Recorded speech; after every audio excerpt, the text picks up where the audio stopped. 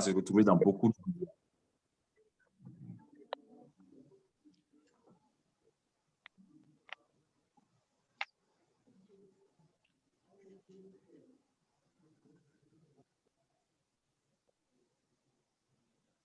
Hallelujah. Amen. And so one of the things that I want to share with you, how you become a deep Christian. I'm sharing from my father's book, How to Be a Strong Christian. One of the things that I want to share with you in this book is that how to become a deep Christian, how to become a deep leader in the house of God is that first, deep roots. Develop a deep root in the Lord. Develop a deep root in the Lord. Amen. Donc, comment devenir un disciple profond? Première chose, développer de profondes racines dans le Seigneur. Amen. Développer de profondes racines dans le Seigneur. Vous devez apprendre à vous enraciner profondément dans le Seigneur. Ne pas être superficiel.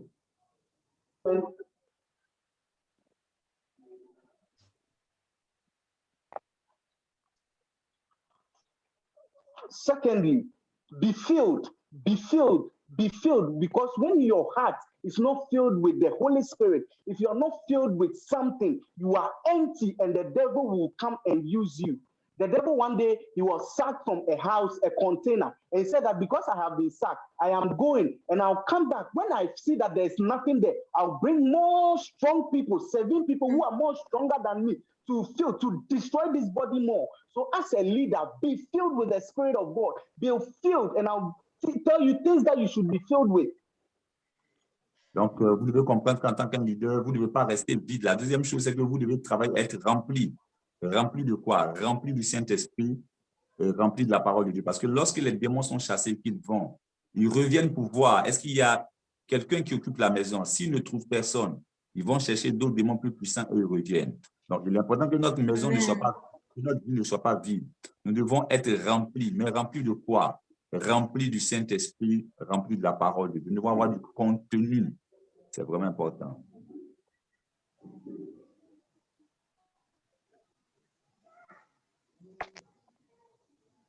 Hallelujah. The third thing, be filled with knowledge. Be filled with knowledge in the word of God. Have knowledge of the word of God. If you don't have knowledge in the word of God, it becomes very difficult for you to work with God and the devil will use you. Have knowledge, deep roots in the knowledge of the word of God. Donc, la deuxième chose, c'était d'être rempli du Saint-Esprit. La troisième chose, c'est d'être rempli de la connaissance de la parole de Dieu. Avoir la parole de Dieu est une chose, mais être rempli de la connaissance de la parole de Dieu est une autre chose. Et tout leader doit travailler, être rempli de la connaissance de la parole de Dieu. Amen.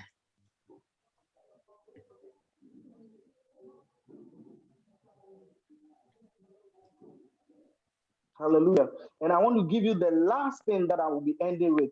Be filled with goodness. Some of the leaders are not good at all. Even when they are coming to church, they don't smile to anybody. They don't talk to anybody. They don't relate with anybody. When it close, me, myself, and I, then they go home. They don't relate to anybody. They don't share fellowship with anybody. Be filled with goodness. Let your heart be filled with goodness. Don't carry hatred in your heart. Be filled with goodness. The goodness of God. Be filled with it. Amen. La quatrième chose qui est importante, c'est d'être rempli de bonté. Certains responsables sont, bien qu'elles sont devenues chrétiennes, sont encore dans beaucoup de colère, d'amertume, n'ont aucun ami en l'église de sourire avec personne. Et ça, ce n'est pas une bonne chose. Dieu veut que notre cœur soit rempli d'amour. Nous devons être remplis d'amour.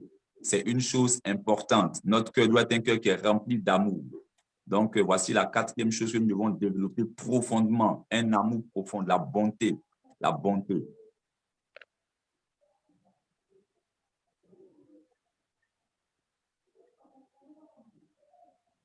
And the fifth one that I'm giving to you, be filled with faith. Have faith in your pastor. Have faith with the word of God that is given to you. Have faith in the commandment that she's giving to you, the word she's giving to you. Have faith that that is it. Some of you, they've been told you that marry this man. You don't have faith in the word that is coming out of your prophet. Your prophet has told you, work in this company. Don't work in this company. I want you to do this, do this, do this. Have faith in the words that is coming out of your prophet's mouth. Have faith in the prophetess that God has given to you. Have faith in the word of God that you have in your heart. Some Christians don't have faith at all. And when the circumstance comes, they fall off. They don't stand because they don't have faith. But have faith in the word of God. Develop a strong faith in the word of God. La chose suivante qu'il faut développer profondément, c'est avoir foi en Dieu, avoir foi aussi dans le prophète ou le pasteur que Dieu nous a donné. Beaucoup de personnes ont foi en Dieu, mais passent tout le temps à suspecter le pasteur, à suspecter le prophète, à suspecter le leader que Dieu leur a donné. Ça ne bénit pas. Il dit, confiez-vous en l'Éternel, votre Dieu, confiez-vous en ses prophètes et vous réussirez. Donc, il est important d'avoir foi en Dieu, d'avoir foi au prophète que Dieu nous a donné, à la prophétesse que Dieu nous a donnée. Souvent, elle va te dire, ne fais pas telle chose, marie telle personne, ne marie pas telle personne. C'est des instructions que certainement elle a reçues de Dieu. Et si tu manques de foi en elle, tu ne pourras pas bénéficier profondément d'un certain nombre de choses. Donc, il faut avoir foi en Dieu et foi dans les leaders que Dieu vous a donnés. Amen. Amen.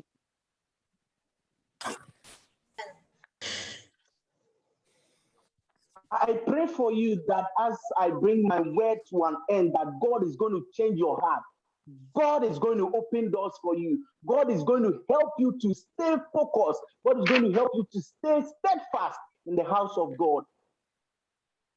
Je prie que Dieu vous donne la force, pendant que je suis en train de terminer, de rester focalisé sur l'œuvre de Dieu et d'être des personnes qui allaient travailler efficacement pour le Seigneur. Amen. Amen. Au nom puissant de Jésus. Amen. Amen. Amen.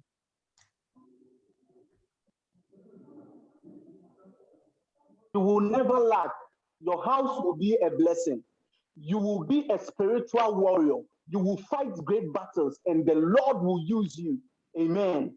Vous ne manquerez de rien. Vous allez remporter de grandes victoires. Le Seigneur sera avec vous.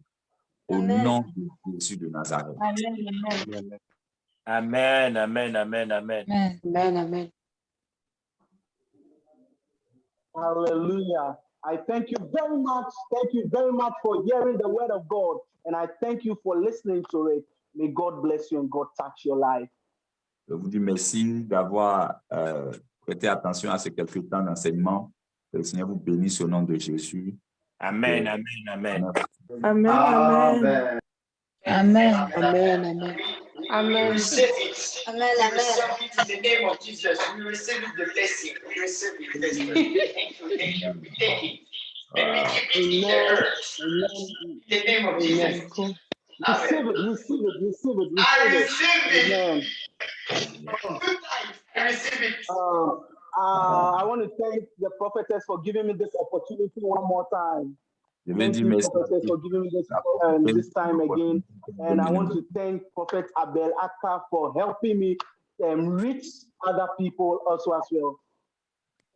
Je veux dire merci à Dieu, à prophète Abel Aké, pour l'occasion aussi qu'il donne de pouvoir toucher des personnes. Prophetess, I would like.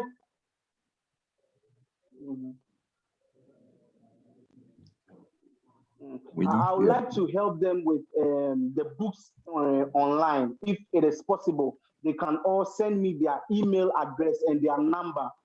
Send it to Prophetess. She will send it to me, and our office is going to send them the books, the 60 books library to every one of them. And yes, the 60 books is going to be sent to them online. Their email address, their telephone number. Yes, I would like to have it. We are going to send, the office is going to work on it, and we will send it to them. Ok, donc, servant de Dieu, l'homme de Dieu dit qu'il y a une bénédiction particulière qu'il veut vous permettre de recevoir. Il veut, si possible, que vous lui faites passer parvenir le mail des différents participants pour qu'il vous envoie la version numérique des 60 livres du Bishop Dag. Je vous assure, c'est une grande bénédiction. On a rarement ce genre d'opportunité-là. Amen. Voilà, voici la bénédiction que vous avez. Je vous assure, moment, ça c'est une bénédiction. Mais nous-mêmes qui sommes ici, ce n'est pas des choses qu'on nous donne comme ça. Amen. Donc, d'accord, ok, je n'ai pas bien compris. Qu'est-ce qu'il a proposé? La liste de tous les participants, voilà, avec leur contact et leur mail surtout. Donc, le bureau de Dag Ouamis Côte d'Ivoire va travailler dessus et puis leur balancer tous les livres du Bishop Dag. Ça fait 60 livres, 50-60 livres par fichier numérique. Voilà, en PDF, je crois. D'accord, ben, ce sera pour demain alors. Bon, voilà, c'est que demain, après-demain, quand je vais vous envoyer. D'accord. prendre le temps de travailler dessus. D'accord. OK. Yeah, I think that is possible. Yeah. I'd like to give them that gift from the office. OK, donc, And tomorrow, God willing, I'd like to share with them how to be a loyal pastor, how to be a loyal Christian, how to become a loyal person in the house of God to help the work of God. Donc, il dit que demain, par la grâce de Dieu, on aura partagé sur comment être un serviteur efficace et loyal dans la maison de Dieu. C'est vraiment important aussi dans le leadership. Voilà. Donc, demain, il aura partagé sur ces choses-là. OK. Je voudrais, je ne sais pas si le pasteur, il a fini, parce que je voudrais, pour le temps qui reste, qu'on puisse se poser des questions. OK. Is it possible to ask questions, Rev? Yes, if there's a question, yes. OK. Donc, Yes. That's why I left this time. I wanted this time to be a question. The 20 minutes that is left to be used to be asked questions. So I'd like to. Donc, je voulais, si possible,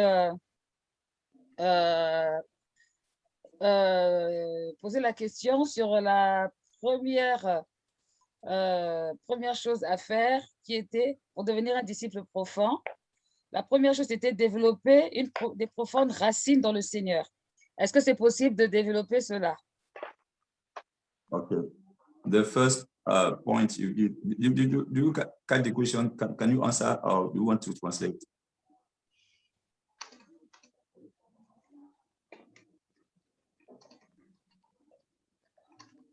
I don't understand. Que signifie développer de profondes racines dans le Seigneur? The first point you give, and develop profound roots in the Lord. So she wants you to explain a little bit.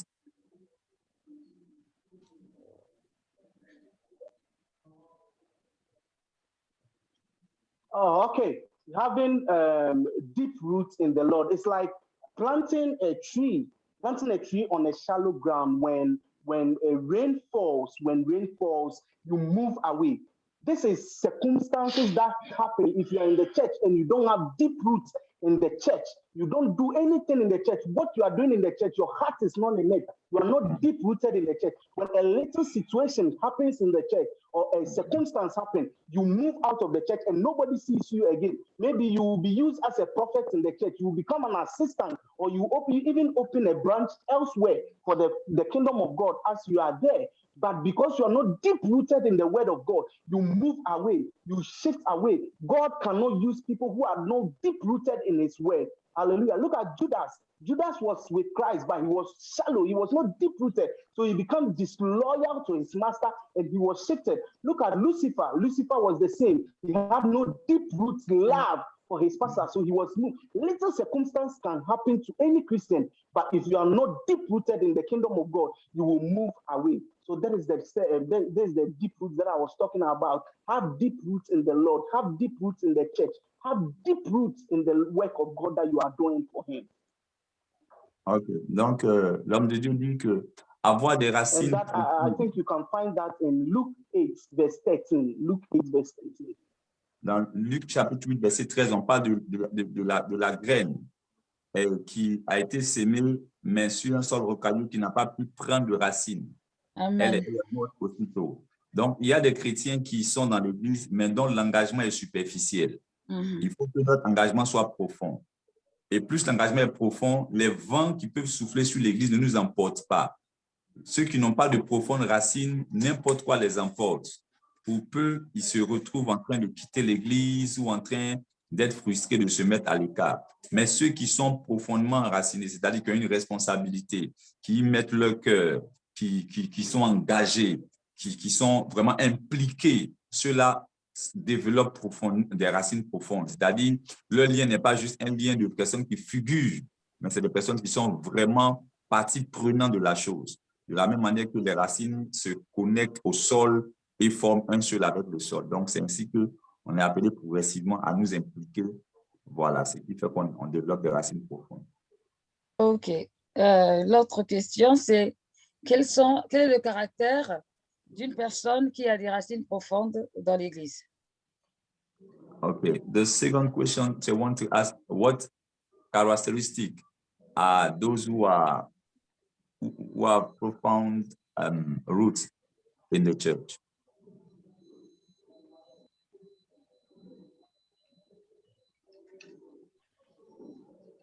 One characteristic that I can give to you is that loyalty. If you are not loyal, loyalty means what? Being faithful to what you are given. You don't change. You are the same. How we saw you, that is how you are. The message you are preaching, that's the same message. You don't move from the church because you've seen another prophet. You are moving into another church because there's another miracle happening there. Because you are the same, you are loyal. You are loyal. One of the ways, a characteristic of a deep-rooted person is that he's loyal, faithful. He's on the same path. No matter what happens, he's still there. He's not unchangeable. He can't be changed. He has the heart for the church and he's loyal. Donc, la principale caractéristique qu'on peut voir dans quelqu'un qui a développé de profondes racines, ça sera sa loyauté. Parce qu'aucun vent n'arrive à le faire bouger. Il est là, il est enraciné. Donc, il n'est pas intimidé par le vent, par les situations qui arrivent. C'est une principale qualité qu'on retrouve dans la vie d'une personne profondément enracinée. Et au-delà de cela, il porte du fruit puisqu'il est bien enraciné. Il porte du fruit, on voit ses œuvres, on voit ses résultats, on voit son efficacité, on voit les âmes qu'il gagne, on voit toutes ces choses-là naturellement. Donc, la loyauté est la chose principale et puis les résultats en termes de fruits. D'accord. Alors, lorsque on est un disciple, enfin, lorsqu'on pense être un disciple de Christ, est-ce que c'est normal de ne pas avoir gagné des âmes lorsqu'on prétend être un disciple de Christ dans l'Église, on a accepté une vision? Est-ce que c'est normal que pendant 1 an, 2 ans, on n'ait pas gagné d'âme? Okay, as we are talking about discipleship, is it normal for a church member to not bear fruits, to not win souls after 1 year in the church? Parce que ça fait partie des fruits normalement. Yes, that's it. I would like to answer this question with a question also. Is it right for a woman that you married is not going to give birth? You know that this woman is not going to give birth. Will you marry that person? We are Christ. Christ is our bride, and he has married us. We are in the church for 5 years. There's nobody who is like us. We've never given birth like anybody. On the last day, I'm going to share about it, how we should preach to others. Amen. So as a Christian and you are in the church, nobody can say that it's because of you I am in the church. You don't win souls. You don't bring people to the church. Lorsque tu es dans une église et que tu ne portes pas du fruit, tu ne gagnes pas d'âme, après un certain temps, tu dois avoir honte. Parce que tu es comme une femme qu'on a mariée et qui n'arrive pas à faire d'enfant. Amen. Voilà. Donc, Amen. le dernier jour, il va aborder sur les autres. Okay.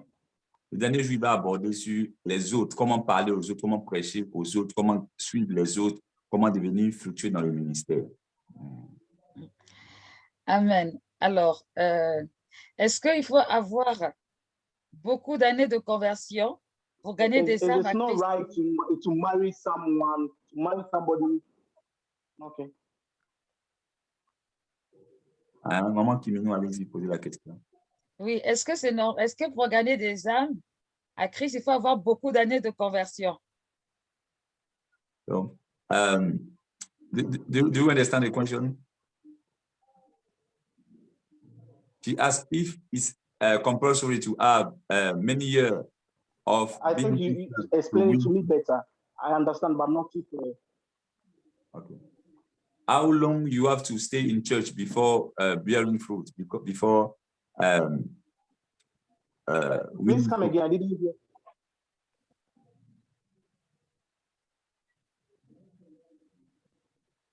C'est pas facile. As you are a Christian, you are a newborn baby. So as you desire the sincere milk of the word and the word grow in you, you must go outside and make disciples. As the word of God grows up in you. So that's why as you are in the church, you must go through training so that the word will grow in you. He said, as a newborn baby, desire the milk of the word that you will grow thereby. And when you grow thereby, you are mature. The Bible says that there was time when you were a baby, we give you milk. But now that you are matured, you eat meat. So as you are a matured person, you must also make somebody who looks like you come to the church. You must give birth. You must win souls. It doesn't matter of years. You can be in the church for 2 months, 1 month, but as the word of God transforms your heart, and you grow in the word, you also have to go out and preach the word and bring people to the church. Preaching the word means that telling people that God loves you and for them to come to church. As they come to church, it's not our work to change them, but it's the Holy Spirit that transforms them. We are to just tell them about the love of God, and the Holy Spirit will transform them. Ok. Donc, dès qu'on a reçu la parole de Dieu et qu'on a juste le minimum, après déjà 1 mois, 2 mois, on doit pouvoir partager notre témoignage. Aller prêcher aux autres, ce n'est pas aller faire de grands sermons. C'est déjà leur dire que Dieu les aime et partager notre témoignage de transformation avec eux. Voilà, donc on n'a pas besoin d'être chrétien pour longtemps. La femme samaritaine, le même jour qu'elle a croisé Jésus, elle a commencé à témoigner. Donc, il est possible, dès qu'on a un minimum dans la parole de Dieu. Et ça doit brûler dans notre cœur. Je pense que c'est l'un des versets qu'on a partagé. Jésus a dit, allez faire des nations de disciples.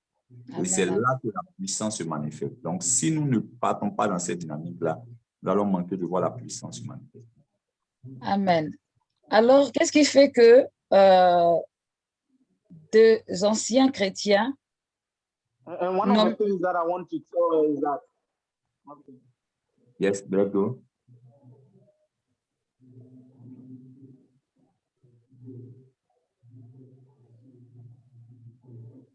I think she should go on. She should go. Like I wanted to say that the Holy Spirit is the one that changed people. We don't have that power to change someone. We just preach the word of God, and the Holy Spirit will transform them. Okay. Amen. So the Holy Spirit is the one that does the work. Okay. Donc le Saint-Esprit est celui qui va vraiment produire la transformation dans la vie de ceux à qui on va partager l'évangile. Nous avons la responsabilité de parler et de faire notre part. Le Saint-Esprit fera le reste. Donc, comment vous aviez votre question que vous êtes en train de poser? Oui, alors, j'ai constaté que souvent, les nouveaux convertis sont plus témoignent, peut-être pas zélés, mais témoignent beaucoup plus que les anciens. Et donc, on mène beaucoup plus d'âmes que ceux qui sont là, enfin, qui sont anciens dans le Seigneur depuis longtemps. Quelle peut être la cause de la non-productivité dans ce sens-là? Do you follow? What is the reason why the elders in the church, the Christians who are there for long, they become infruitful, but the newcomers are more bearing fruits? What is the reason of this? When people are in church for a long time, they become to not produce at all, and the newcomer are more giving the giving fruit.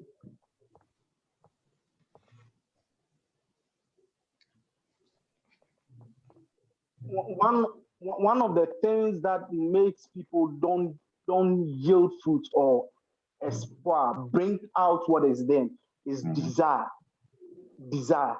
If you don't have desire for something, it's very difficult for you to bear fruit. Like if you have a desire of a girl, if you want to marry someone, there's a desire in you that you want to follow up and get this girl, marry this girl, and bring her from wherever she is and bring her to your house, which you can't even pay. You even don't get money. You don't even pay. You don't even have money enough. But you will marry somebody and bring that person to your house. You will do. There's a desire in you that you can even learn to become a doctor. There's desire. You want to become an architect. There's a desire that moves you. So if somebody is in church and he's not bearing fruit, he doesn't want to do anything, it's because the desire in his heart is down. He doesn't have any desire at all. But what caused this lack of desire?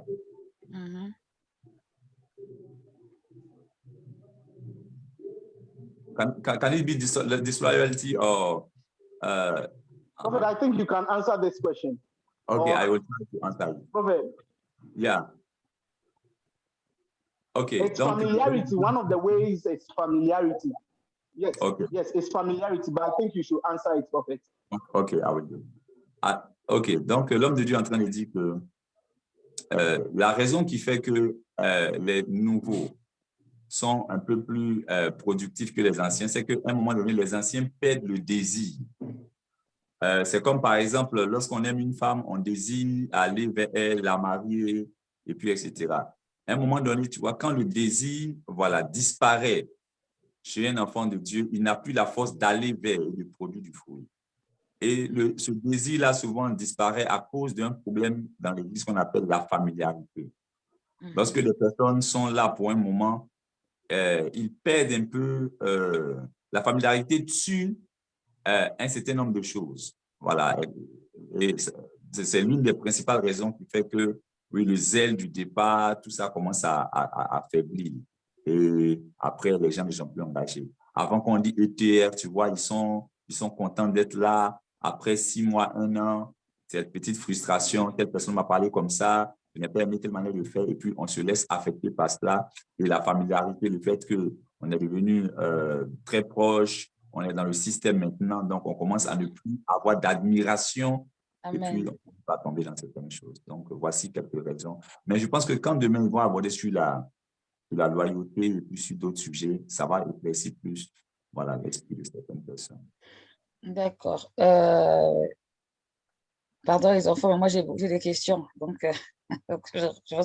est-ce que alors cette attitude ne révèle pas, est-ce que cette attitude donc de familiarité ou de négligence ne révèle pas le manque de profondeur dont il a parlé tout à l'heure? Parce que quand on est chrétien profond, qu'on soit nouveau ou qu'on soit ancien, on garde la même profondeur. C'est clair, on maintient le cas. Au contraire, on s'enracine plus et on devient plus efficace. On devient plus efficace. Il dit, je vous ai choisi, je vous ai établi afin que vous alliez, que vous portez du fruit et que votre fruit demeure. Donc, on ne porte pas le fruit juste le temps où on est nouveau. On porte un fruit qui demeure. Donc, tout responsable doit au contraire plus se dû à l'Église, d'être plus productif. Plus productif. Voilà. C'est ce qui est normal en tant qu'enfant de Dieu. Donc, si un chrétien commence à ne pas devenir productif, il doit revoir certaines choses en lui ne vont pas bien. Il doit vraiment être franc avec lui-même et se faire aider. Soit il a pris un coup de frustration, soit il est rentré dans certaines considérations. Donc, il doit humblement s'asseoir et puis se faire aider. Peut-être qu'il a à parler de certaines choses et ça va l'aider. D'accord. Alors, dans ce cas, je prends un exemple concret. Je suis diacre dans l'église où je suis ancienne, où voilà, je suis une responsabilité dans l'église. Et je ne gagne pas d'âme. Wow. Comment est-ce que je dois faire pour y arriver, quoi? Je ne sais pas. Je ne gagne pas d'âme. Est-ce que c'est un problème de profondeur? Est-ce que c'est un problème de zèle? Est-ce que c'est un problème de honte? Comment faire par rapport à ça? Parce que je sais qu'il y en a beaucoup qui sont comme ça. Do you want me to ask to answer or if do you follow? If I'm a deacon, I think I understood what she was saying, but I want you to talk to me a little. Okay, so let's go try to Yes, I want you to explain. Yes. Okay, you want me to explain? If you are a deacon and no, explain it to me better. Okay, you are. She given. You see, yes. Who is not able to win souls. She tried, but she cannot. Is it because she is not? She has not profound roots, or what's kind of this?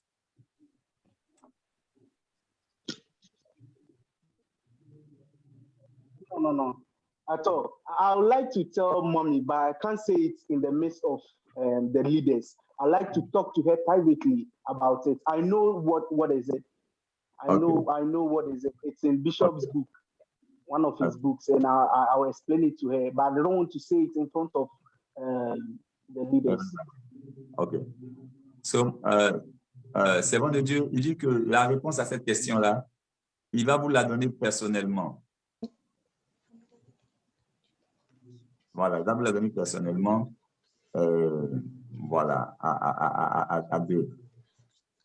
Et puis après, vous allez mieux l'exploiter pour traiter un certain nombre de choses. Ce que je peux dire par rapport aussi, c'est que il y en a qui font vraiment leurs efforts, mais ce n'est pas leur couloir de prédilection. Voilà, je connais des gens dans l'église, par exemple, leur couloir de prédilection, c'est l'encadrement. Et il y en a qui ne savent vraiment pas encadrer, mais qui savent inviter les gens à l'église. Et donc, c'est là qu'il y a une forme de complémentarité après qui rentre en scène. Voilà. D'accord. Il y en a qui sont vraiment plus agiles dans connecter avec les gens, les inviter. Ils ont cette facilité-là, mais ils ne savent pas encadrer jusqu'à ce que la personne devienne mature et encadrée dans l'église. Pendant qu'il y en a qui, eux, ils sont plus capables de voir, voilà, prendre soin donc, mais c'est lorsque la personne ne prend aucune initiative du tout que là, c'est un vrai problème. Voilà. Bon, là je parlais dans le cadre de porter du fruit, quoi. C'est-à-dire dans le sens d'avoir le souci des âmes. Et quand on parle des soucis des âmes, ce n'est pas forcément le fait d'inviter. D'inviter, OK. Pas seulement dans le sens d'inviter, mais c'est dans le sens de, même quand une âme arrive à l'église, par exemple, même si on n'est pas un responsable attitré de s'occuper des âmes, mais on s'intéresse, en fait, on fait en sorte que les âmes demeurent. C'est ça, porter du fruit. C'est ça, porter du fruit. Maintenant, il y a aussi le fait de respecter, bien sûr, son couloir, mais on est tous censés avoir l'amour des âmes, quoi qu'il arrive. Ça, c'est clair. Même si tout le monde. Par exemple, je prends l'exemple, peut-être que il y en a qui n'ont pas la capacité d'inviter des personnes régulièrement, mais qui, par contre, eux, à qui Dieu va donner la capacité de prier pour que ceux qu'on invite puissent venir. Par exemple. Travail de complémentarité. Voilà. Ce qui veut dire que chacun a forcément un rôle à jouer dans le fait de gagner des âmes. C'est ça. D'accord. OK, merci en tout cas pour les réponses. Pasteur Richard, merci. Merci pour toutes ces choses qui ont été dites. Que Dieu soit glorifié. Amen. Il est 21h06. C'est un privilège pour moi. Amen. Amen, amen. Alors, je vais donner bon, on va terminer dans un peu de temps. Et je voudrais juste savoir s'il y a une personne ou deux maximum qui ont une question à poser. Comme ça, le reste sera pour demain. Demain, on aura une demi-heure spéciale pour les questions. Amen. Bonsoir. Oui, bonsoir. Désolé, bonsoir. J'ai une question, s'il vous plaît. Demain, je vais finir tôt. Je vais finir vite. OK. Ah oui, désolé. Non, vas-y, Émeric, vas-y. Ah, moi, c'est vite fait. Avoir une définition claire du terme « gagner une âme ». Vas-y. C'est tout. Gagner une âme.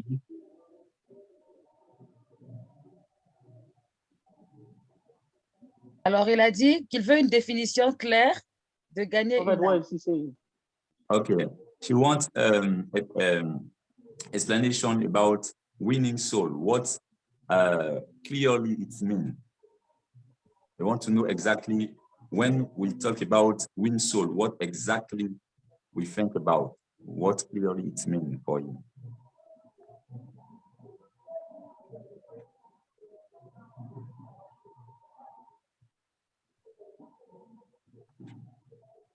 What can I say? I think winning soul is like bringing forth fruit to become your own. Is that like I said in Matthew 28, verse 19. He said that go out and make disciples, go out and win souls in my name, and I will be with you. I will be with you. So that if you go out and you make disciples, you are winning souls for his kingdom. So that is it. He will be with you if you can only win souls. I will explain all that because it's a 3-day conference. I have a pack of message for them. So I'm going to tackle everything for them to understand. And I'm sure I'll give a time for us to ask questions also tomorrow as well. Ok, donc il dit qu'il va répondre à beaucoup de questions. Prophet, you can add something to it. Ok. Mais déjà, gagner une âme, c'est quoi? Selon Matthieu 28, il dit aller faire des nations de disciples. Donc, gagner une âme, c'est sortir, aller parler de Jésus dans le but d'amener la personne à accepter Jésus et faire de cette personne-là un disciple en l'enseignant. Donc, c'est tout ça que gagner une âme. Gagner une âme, c'est prêcher l'évangile à quelqu'un, annoncer Jésus à quelqu'un, pour faire de lui un enfant de Dieu, puis l'enseigner pour faire de lui un disciple. C'est là qu'on parle de gagner une âme. Voilà. Ok, merci. Ça commence par amener la personne à Jésus, mais ça ne s'arrête pas là parce que il faudrait que la personne aussi devienne disciple pour pouvoir gagner d'autres âmes. Parce que Amen. Amen. Ok. Merci. Donc, comme il a dit, demain, je vais venir un peu plus tôt pour répondre à beaucoup plus de questions. D'accord. Ok. Très bien.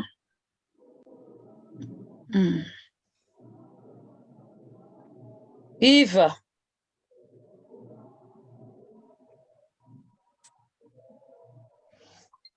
On va prier pour finir.